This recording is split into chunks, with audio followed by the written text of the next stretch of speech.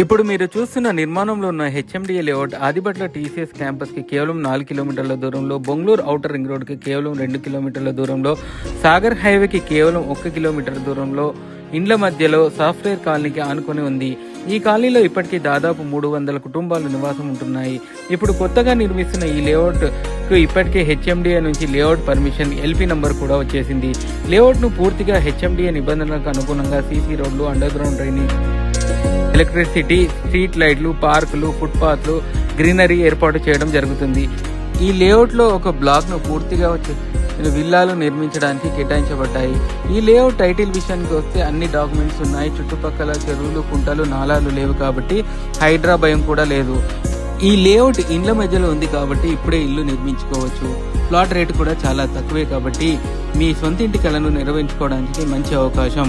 మరెందుకు ఆలస్యం, ఇప్పుడే మా నంబర్ని సంప్రదించండి.